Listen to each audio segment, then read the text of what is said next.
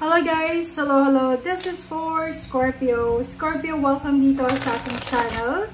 Kapalaran 888 Scorpio. Alamin natin kung ano ang mensahe.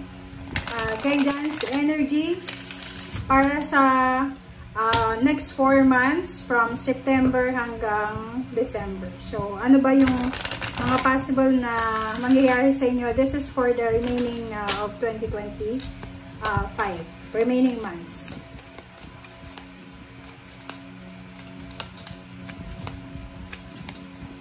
Okay. Scorpio, please comment down below if you resonated. And please like and share. Subscribe kung bago ka sa channel ko. Doon sa mga dati kong subscribers, thank you sa inyong lahat guys. Maraming salamat sa patuloy na panonood. Okay.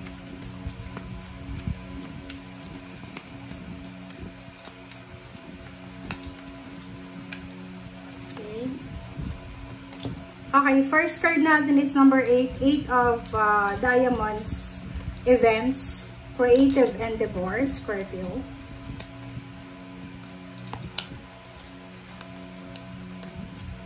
Okay.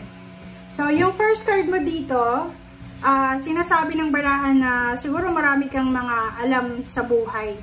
Like, halimbawa na sobra-sobra ka sigurong gifted.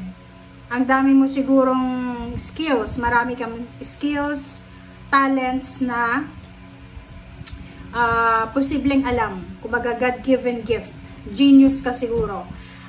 Dito sa barahang to, simula ngayong September until December, mayroong mga Scorpio dito na, yung mga talented na Scorpio, kung marami kayong alam sa buhay, sinasabi ng barahan na yung pagiging creative nyo, ay posible yung pagkakitaan. Okay? So, pwedeng sa internet or pwedeng sa literal na buhay. Kung marami kang alam sa buhay, pwede mong pagkakitaan yan. Kung ano yung mga talents nyo or kung ano man yun ang mga skills nyo na alam sa buhay. Okay? Next card natin. Tingnan natin.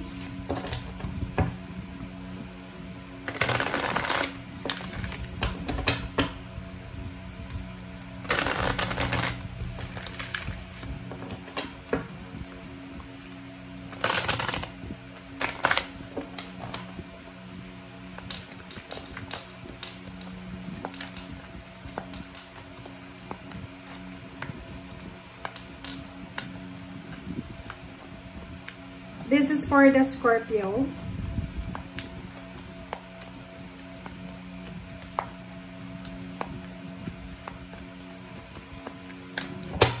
Okay. Walang lumalabas guys na second deck message. Tingnan natin. Okay.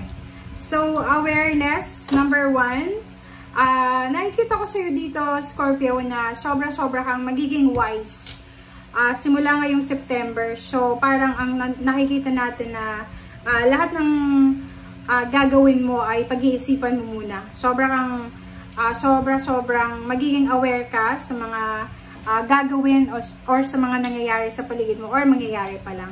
Nakikita ko sir dito talagang magiging maybe sobra kang talino or sobra kang magiging matalino sa pag-handle ng buhay mo, lalo na sa kung ano man nasisimulan mo starting this September until December. Okay. So, tingnan natin dito sa third deck.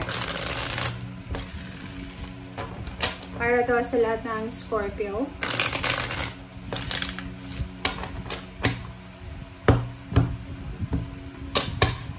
Scorpio, kuha tayo dito ng 4 cards. 1, 2, 3, and 4. I hope nakikita nyo guys. Kita nyo ba?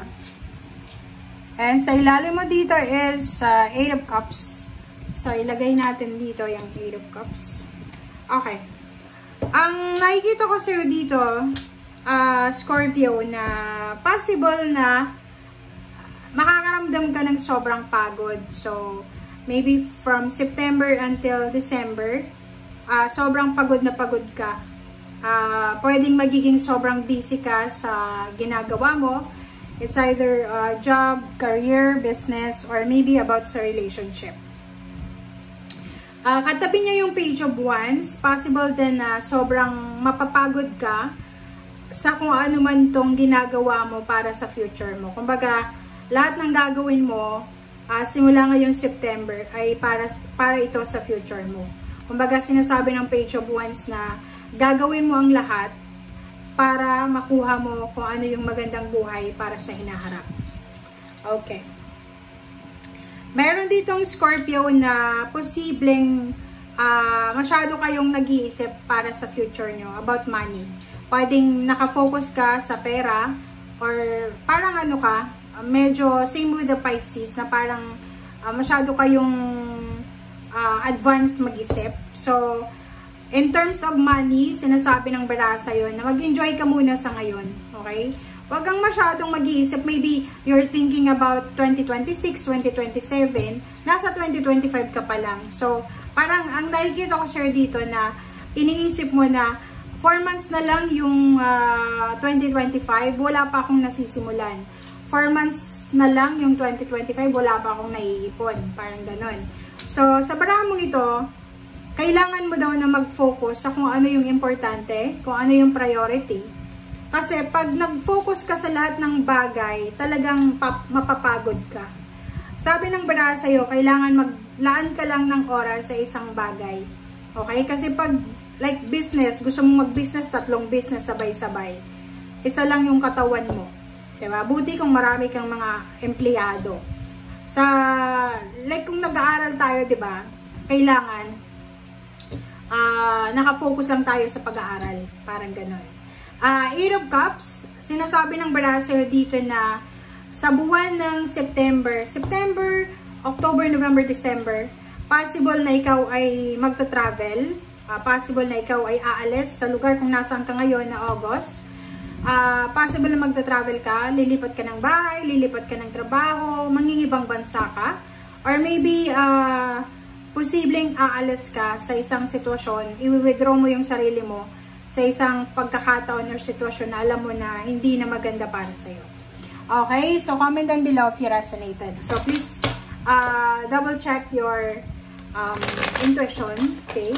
Kung hindi para sa'yo, wag natin kukunin guys yung energy, ha? Okay, dito tayo sa last deck. Last deck tayo guys.